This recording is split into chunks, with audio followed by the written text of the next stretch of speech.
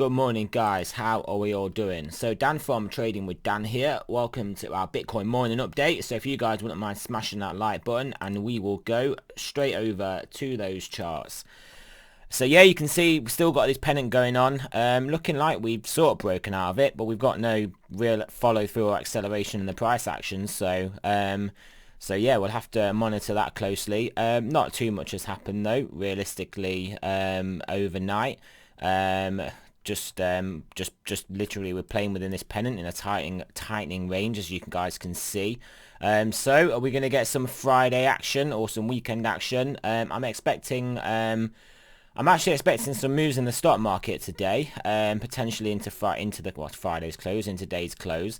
I am noticing quite a large divergence in the relative changes in the 10-year US government bond yield, as in the yield is going down while stocks have been going up, and previously that has resulted in quite a big either quite a big move down in stocks, which is usually the case, or then the yield has then had to pick up in the 10-year, but obviously that doesn't look likely to be happening. So yeah, keep an eye on that, because I think we could be there's a distinct possibility in my mind, not financial advice, that we could be in for a big Friday of selling in the stock market today once US opens, and then I can't really see that having much other than a downward pressure on Bitcoin. So we'll have to monitor that. But Bitcoin is super bullish though. Obviously larger time frames, shorter time frames, everything looking bullish. So I still think it will hold up relatively nicely, even if by holding up we are talking about testing this as support, and then holding above here. So we'll just have a quick whiz through some of the other time frames. I mean, 12 hour. I mean, you can see there's a lot of indecision in this range.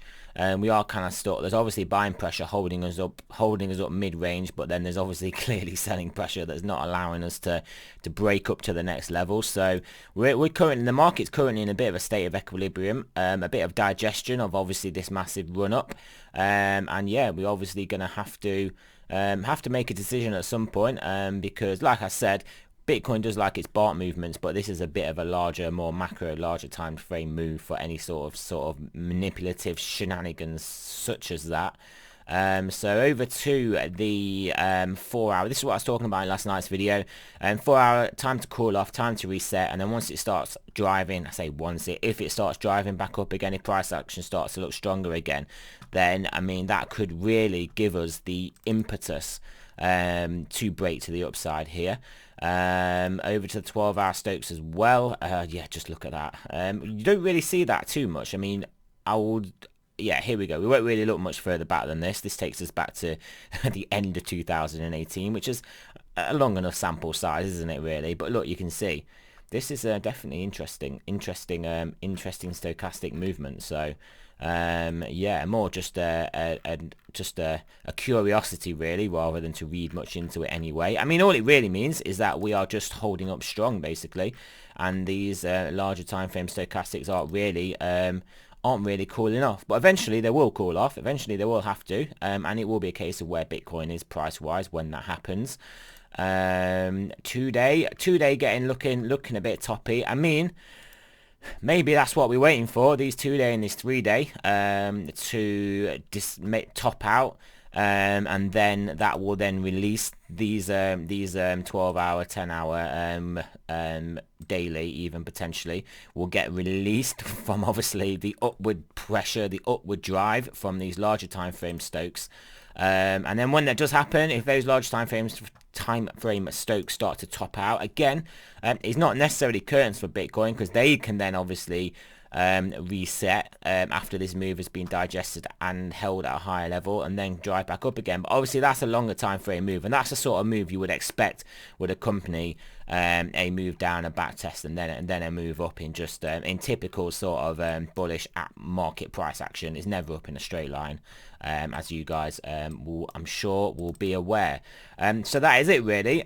For me today, all eyes on the stock market and that bond yield. I mean, like I said, the bond yield can start to rise and sort of mitigate that that disparity, that divergence between the two. All stock markets can get whacked, and in all fairness, stock market's getting whacked into the Friday's close, not necessarily, well, it's month end anyway, let's say that. So it's month end, so if there was ever a chance of them basically marking up the month end, which is obviously completely illegal, but hey, it's obviously happening all the time. But yeah, they can mark up those stocks into the month end, and then obviously when we start the fresh new month, then they can potentially tank.